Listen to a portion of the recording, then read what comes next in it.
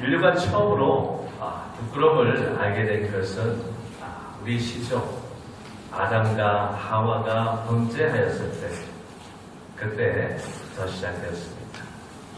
하나님의 동력자로 지원받은 인간이 하지 말았어야 할 일을 행함으로 부끄러움을 당하고 형벌을 받게 된 거죠.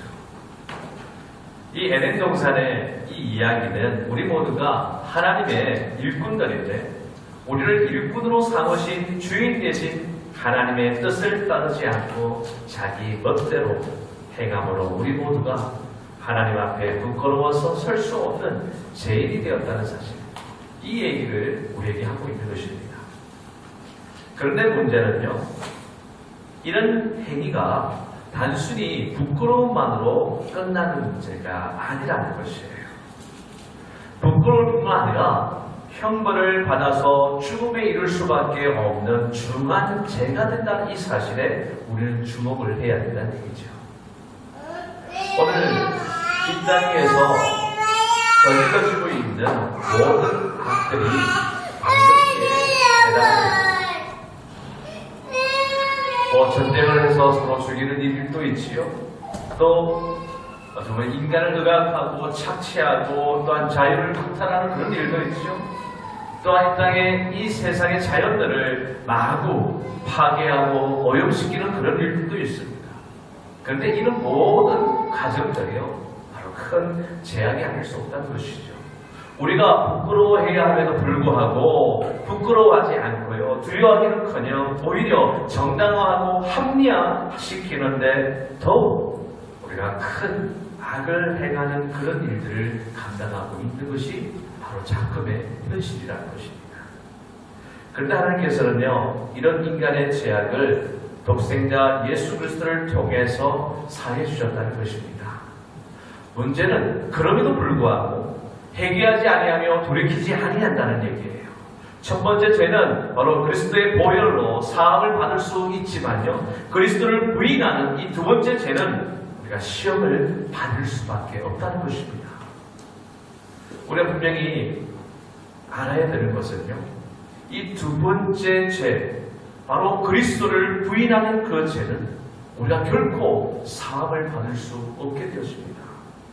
우리가 분명히 알아야 할 것, 하나님께서는 그것까지 용서하지 않으신다는 사실을 명심하셔야 돼요. 그리스도를 통한 구원은 하나님이 하실 수 있는 최후의 카드이기 때문에 그것을 부인하고 믿지 않는 자들에게는 더 이상의 다른 카드가 없다는 얘기를 한 것입니다. 그래서 이 그리스도의 구원의 은총을 우리에게 전하시는 이 성령을 해방하는 죄가 용서받을 수 없는 이유가 바로 여기 있는 것입니다.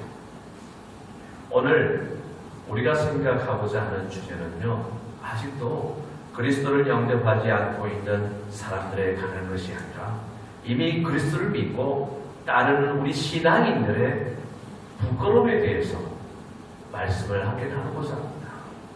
이미 하나님의 일꾼이 된 우리가 어떻게 해야 부끄러울 것이 없는 일꾼으로 인정을 받으며 살아갈 수 있는가, 그것을 오늘 함께 생각을 해보고자 한다는 것입니다. 아시다시피 우리가 예수를 믿음으로 우리가 지은 죄를 용서받았습니다. 고로 우리는 용서받은 죄인인 것입니다. 그렇다면 우리가 다시 부끄러운 죄를 지어야 되겠습니까? 그렇지 않아야 되겠습니까?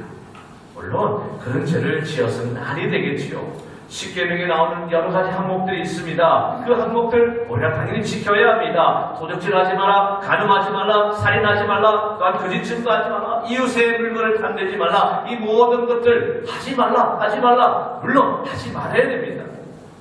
십계명 우리 율법에 중심하고 이야기하죠. 그 외에도 성경에는 많은 계명들이 있어요. 계명들이 613개나 됩니다. 613개 그 계명 중에서도요, 하지 말라 라고 이야기하는 것이 365개예요. 그러니까 하루에 한 개씩 1년 내내 하지 말라는 얘기를 우리는 계속 들어오면서 살아가고 있다는 것이죠. 어찌 보면 하지 말라는 그 말은 우리가 귀에 못이 박히도록 들어온 얘기입니다. 부모님이 자식들에게 이야기할 때도 뭐 하지 말라 이런 얘기 참 많이 하지 않습니까? 또한 선생님이 학생들에게 이야기할 때도 그 나쁜 그런 일들을 하지 말도록 그렇게 이야기하지 않습니까? 이처럼 하지 말라는 이러한 말씀에 우리는 아무런 생각 없이 그것을 받아들여서 안 돼요. 심각하게 하지 말라는 건 잘못된 길로 가지 않는 그 결단이 우리에게 있어져야 됩니다. 그런데 하지 말라는 것은 굉장히 소극적인 계명들이죠. 하지 말라는 건 당연한 생각할 수 있어요. 우리 이 땅을 살아갈 때 세상의 법을 생각해 본다 할지라도 살인을 하면 됩니까? 안 됩니까? 살인을 하면 그 죄로 인해서 그 죄의 대가를 치를 수밖에 없잖아요. 당연히 살인하지 말라라는 그런 모습은 우리가 당연하게 느껴지는 그런 계명입니다. 그런 명령입니다. 이런 소극적인 그 계명을 잘 지키는 것, 좀 당연한 의무라고 생각할 수가 있지요. 하지만 우리는 여기에 만족해서는 결코 아니 된다는 것입니다. 하나님 주신 적극적인 계명을 바로 행할 때에 비로소 우리는 부끄러울 것이 없는 일꾼이 될 수가 있다는 얘기예요. 하나님 우리에게 죄를 짓지 않을 것을 요청하실 뿐만 아니라 더 나아가서 선을 행할 것을 요청하시고 계시다는 것입니다. 우리가 죄를 지으면 하나님 앞에서 부끄러움을 당할 뿐 아니라 책임감과 벌을 받게 돼요. 그런데 우리가 죄는 짓지 않았어도 선을 행하지 않았을 때는 벌을 받지는 않아도 부끄러움을 당하게 된다는 얘기입니다. 공부하는 학생이 예습을 하시지 않아서 선생님이 수업 시간에 낸 수학 문제를 제대로 풀지 못했다. 영어 문제를 해석을 잘 못했다. 라고 할 경우에 그 학생은 어떤 마음이 듭니까? 많은 학생들 앞에서 선생님의 꾸준한 부끄러움을 당할 수밖에 없어요. 여러분들 예습을 안 한 것이 죄입니까? 죄는 아니지요. 하지만 학생으로서는 부끄러운 일이 아닐 수가 없다는 얘기입니다. 마찬가지로 우리 그리스도인들도 마찬가지예요. 선을 행하지 않는 일, 그것이 바로 부끄러운 일에 해당된다는 것입니다. 마태복음 25장에 등장하는 10처녀의 비유에서 기름 준비하지 못한 5 처녀가 바로 부끄러움을 당한 좋은 예라고 볼 수 있죠. 여러분 솔직하게 말해서 이 5 처녀가 무슨 큰 죄를 지었나요? 그렇지 않잖아요. 다만 기름을 준비하여 신랑을 맞이할 수 있도록 했어야 하는데 그 기름을 준비하지 않았기 때문에 잔치집에 들어가지 못하는 부끄러움을 당해야 했다는 얘기입니다. 결국 왜 이런 수치를 당해야 했는가? 바로 이들에게는 앞을 미리 내다보고 준비하는 지혜가 없었기 때문이에요.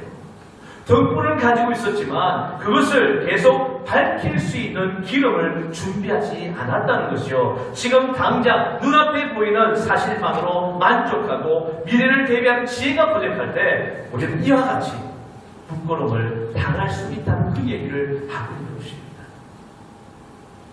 많은 사람들이 현재의 안락과 탐욕을 위해서 일하다가 부끄러움을 당하는 경우가 얼마나 많이 있습니다.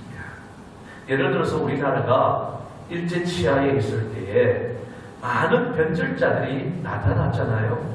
그래서 일제에 충성했습니다. 그 당시 일제시대 때는 물론 그들이 고의호식하고 큰 소리치며 살았죠. 그런데 해방된 이후에 어떻게 됩니까? 그들은 상황이 완전히 역전되고 말았지요. 그래서 말로 표현할 수 없는 그런 부끄러움을 당할 수밖에 없었어요. 자기가 일제시대 때 어떻게 생활했다는 거 드러내고 살지 못하는 그런 부끄러움 속에서 살할 수밖에 없었다는 것입니다. 바로 우리도 마찬가지예요. 하나님이 이렇게 가시는 역사의 그 미래를 제대로 보지 못한 채 오늘의 현실에 안주한다면 우리 역시 반드시 이런 부끄러움을 당할 날을 맞이할 수밖에 없다는 것입니다.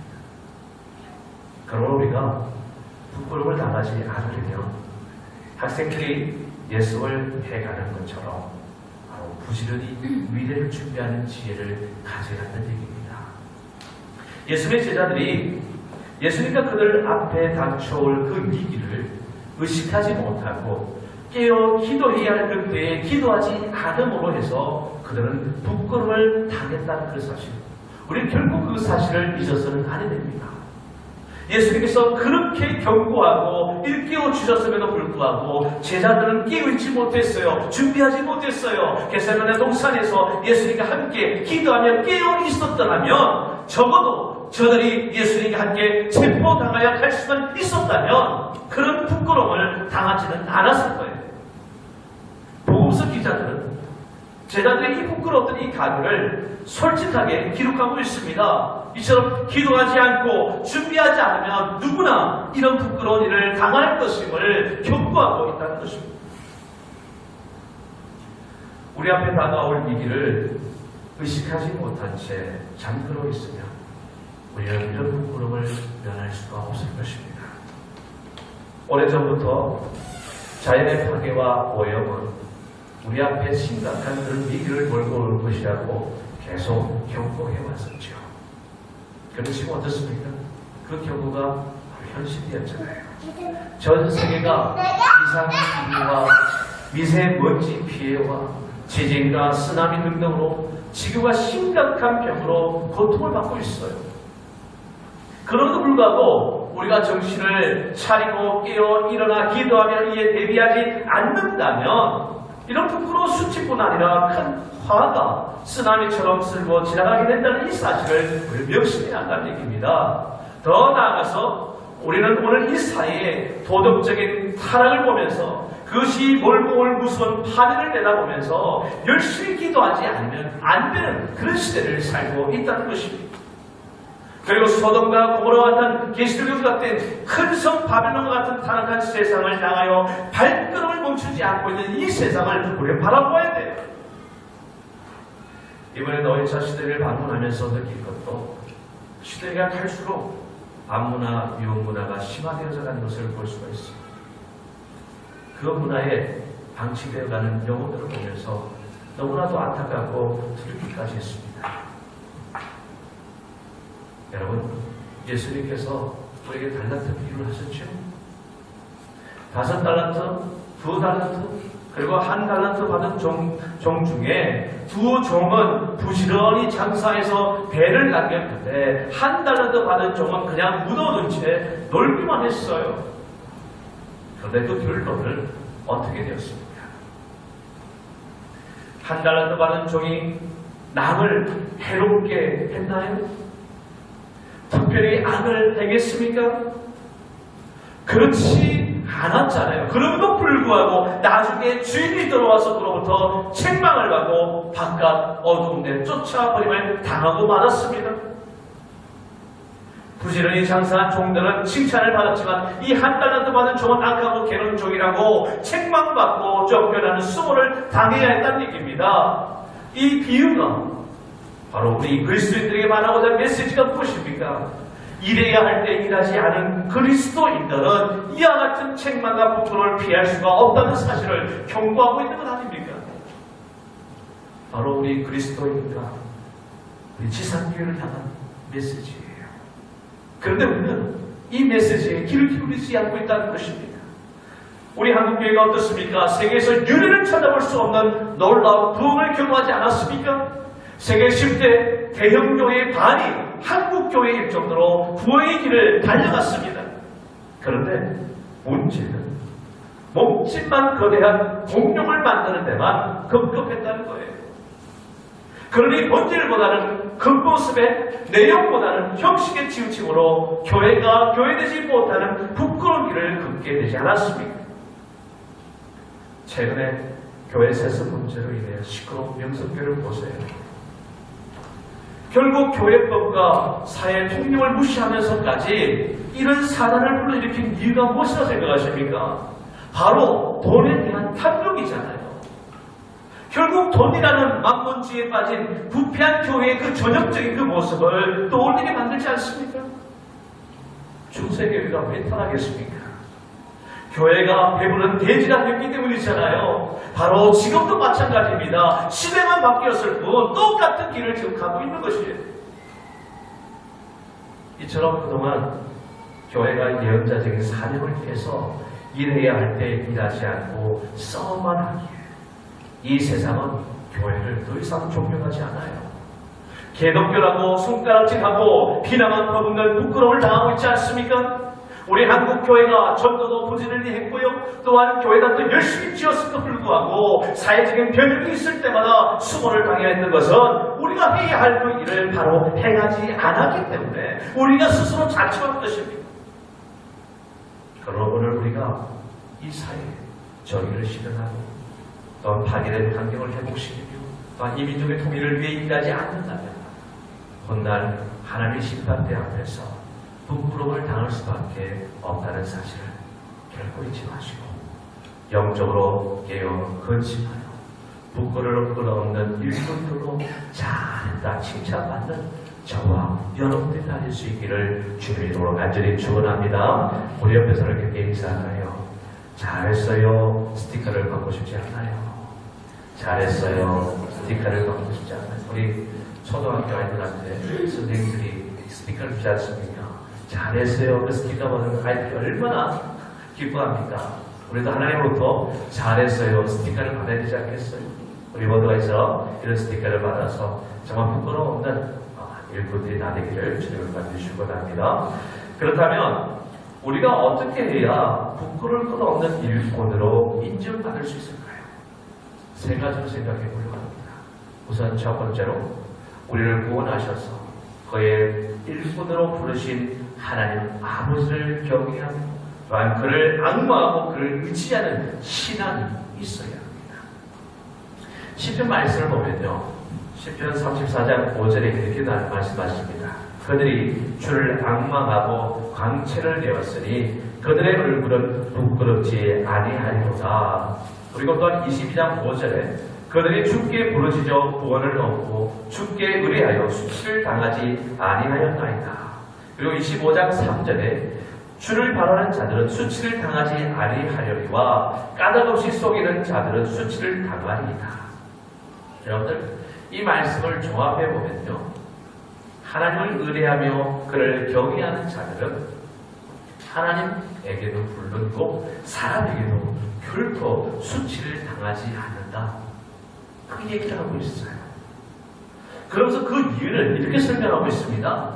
하나님께서 그를 지키시고 보호하시며 그에게 지혜와 능력을 주시기 때문이다. 이렇게 말씀하고 있습니다. 그런데 이 메시지 여러분 단지 추상적으로 주장하는 그런 메시지가 아니에요. 바로 다윗이 경험했던 것을 토대로 우리에게 언급하고 있는 말씀입니다. 다윗이 하나님을 의지하며 또한 하나님과 함께 동행했을 때는 그인 골리앗도 넘어뜨리고 또한 모든 백성들에게 사랑을 받는 왕이 될 수 있었지만 그가 하나님과 함께 행하지 아니했을 때, 즉 그가 유혹에 빠졌을 때 아들 압살롬에게 쫓겨나 도망가야 하는 그런 수모를 당해야만 했다는 것이죠. 이러한 자신의 그 인생의 여정 속에서 하나님과 함께 했을 때, 그렇지 못했을 때 나타났던 그 결과를 아무리처럼 쉽더라 이렇게 고백하고 있는 것입니다. 여러분, 이스라엘 자손들이 하나님을 경외할 때는 그 나라가 얼마나 든든히 섰습니까? 그런데 그들이 하나님을 떠났을 때 그 나라가 멸망당하고 바벨론의 포로로 잡혀가는 수치를 당하지 않았습니까? 이처럼 하나님을 아는 백성들이 하나님을 떠난다면 이런 수치를 당할 수밖에 없어요. 마찬가지로 우리 그리스도인들이 하나님을 경외하며 그를 의지하지 않을 때에 이런 부끄러움을 당할 수밖에 없다는 사실을 명심해야 됩니다. 하나님을 의지하고 그가 주신 지혜와 능력을 통해 역사하시는 일꾼은 정말 항상 위대한 일꾼으로 하나님께와 사람들에게 칭찬을 받을 수밖에 없습니다. 여러분들 야곱의 아들 요셉을 보세요. 그가 바로 그런 일꾼이지 않습니까? 그는 가는 때마다 신임을 얻었어요. 나중에는 바로 왕의 신임을 얻어서 총리의 대신까지 되지 않았습니까? 그러나 그는 이렇게 높아졌는데도 결코 자만하지 않았습니다. 그의 형들을 용서하고 그의 가정을 구했고 하나님께 진정 칭찬받는 인물로 그의 생을 마감하지 않았습니다. 마찬가지로 모세와 여호수아도 다 같이 하나님을 의지했기에 이스라엘 민족을 가나안 땅으로 인도하는 훌륭한 일꾼들이 되지 않았습니까? 그러므로 하나님을 항상 나의 목자로 보시는 사람들은 누구나 칭찬받는 하나님의 일꾼이 될 수 있는 거예요. 여러분, 일꾼은 부르신 분에게 의지해야 하는 것입니다. 그리고 그분을 위해서 최선을 다해야 하는 것입니다. 그래야 부끄럽지 않는 칭찬받는 자가 될 수가 있어요. 그렇다면 여러분들은 칭찬받기를 원하십니까? 아니면 부끄러운 존재로 낙인 찍히기를 원하십니까?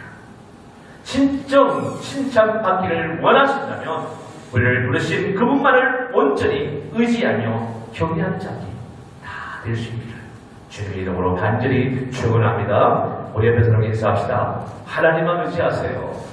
하나님만 의지하세요.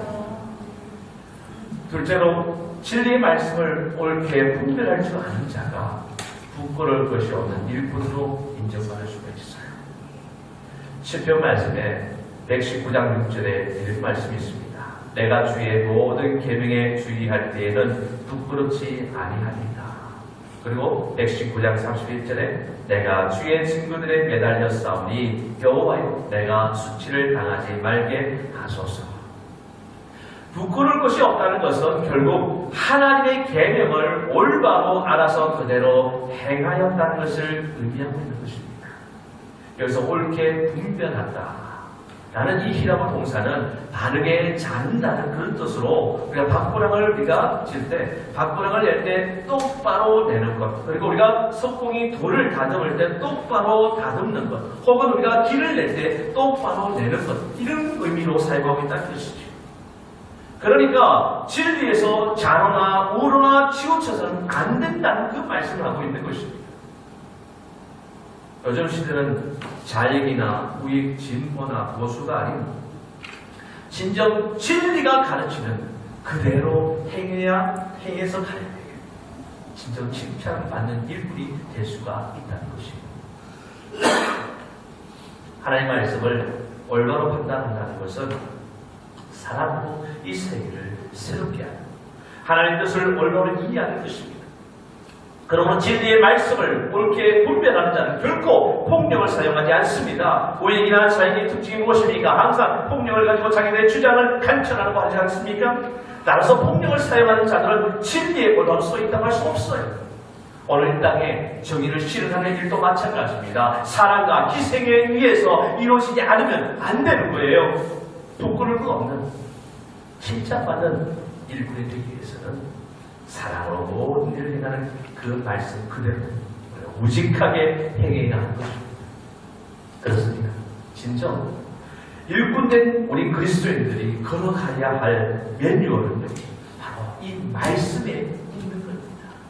그 매뉴얼을 잘 지켜 행하느냐가 칭찬을 받을지 부끄러움을 당할지를 결정하는 바로미터가 됨을 잊지 마시고 하나님의 말씀이 저와 여러분의 진리의 기준이 되셔서 그 말씀에 온전히 순종하고 진정 칭찬받는 하나님의 일꾼들이 다 되시기를 주님의 이름으로 간절히 축원합니다. 우리 옆에 사람과 인사합니다. 말씀에 낙심반 대로 움직이세요. 마지막 세 번째로 우리가 부끄러울 것 없는 일꾼으로 인정받기 위해서는 진리를 따라 부지런히 일해야만 한다는 얘기입니다. 누가복음 17장에 보면 하루 종일 밭에 나가 일한 종의 비유가 있어요. 그가 하루 종일 일하고 돌아와서 쉬는 것이 아니라 또한 주인의 식사 시중을 들고 그리고 이 모든 것을 다 행한 후에 자신을 또 뭐라고 해요? 나는 무익한 종입니다 라고 이 충실한 종의 비유를 누가복음 17장에서 말씀하고 있어요. 이런 종이야말로 부끄러울 것이 없는 일꾼이란 말씀입니다. 맡겨진 일을 충실하게 행할 뿐만 아니라 다 행한 후에도 내 자신을 내세우지 않고 겸손할 줄 아는 자가 바로 하나님이 원하시는 참된 일꾼이라는 그 교훈을 우리에게 주고 있다는 것입니다. 여러분, 사도 바울이 그렇게 많은 고난을 당하면서 열심히 일했어도 그는 말하기를 자기가 자랑할 것은 자기의 약함밖에 없다고 하지 않았습니까? 그가 말하기를 진정 나에게 있는 모든 것은 배수물로 여긴다고 했지 않습니까? 자기는 결코 자기를 드러내지 않아. 하나님께서 자기의 이 가시, 이 약함을 통해서 하나님이 일하시는 것, 그것을 자랑했을 뿐이에요. 오늘 우리 그리스도인들이 심판대 앞에 부끄러울 것이 없이 서려면 각각 그 주어진 상황에서 열심히 일을 해야 합니다. 정치인이라면 얼마나 정치를 위해서 힘써야 될 것이고, 기업인이라면 양심적인 기업 운영을 위해서 최선을 다해야 될 것이고, 학자는 진리의 탐구에서 쉬지 말고 연구하고 몰두해야 될 것입니다. 그리고 우리에게 주어진 모든 생활의 뜻에서 우리가 해야 될 모든 일들을 감당할 때도 그곳에서 내가 할 수 있는 최선을 다하는 것, 이것이 우리가 살아갈 방향인 것이에요. 뿐만 아니라 교회가 전체적으로 감당해야 할 사명을 위해서는 힘을 모아서 부지런히 일을 해야 할 것입니다. 다섯 달란트 받은 종과 같이 부지런히 일해서 많은 결실을 거둬야 할 것입니다. 그래야 우리가 하나님 앞에 부끄러움 없이 나가 그의 칭찬과 상급을 받지 않겠습니까? 우리가 열심히 일할 뿐 아니라 그 모든 것이 바로 하나님의 능력과 은혜로 이루어진 일임을 깨닫고 늘 겸손할 줄 알고, 이것이 우리에게 중요한 것이에요. 여러분, 다윗이 왜 훌륭한 왕으로 기억되는 줄 아십니까? 바로 자신의 위치를 너무 잘 알았기 때문이에요. 사무엘하 5장 12절에 이렇게 말씀하고 있어요. 다윗이 여호와께서 자기를 세우사 이스라엘 왕으로 삼으신 것과 그의 백성 이스라엘 위하여 그 나라를 높이신 것을 알았더라. 그러니까 자기가 지금 왕에 올라서 이처럼 이 땅을 다스리는 이 모든 권세를 가진 거 자기가 잘나서 능력이 있어 힘이 있어서가 아니라 하나님께서 하셨다는 것이에요. 자기의 능력과 능력에 의한 것이 아니라 하나님이 왕되게 하셨고 하나님이 그 나를 높이셨다는 이 사실을 깨달아 알고, 그런 늘 그 앞에서 감사함과 겸손함으로 경배를 드렸기 때문에 그는 훌륭한 왕으로 평가받고 있는 것입니다.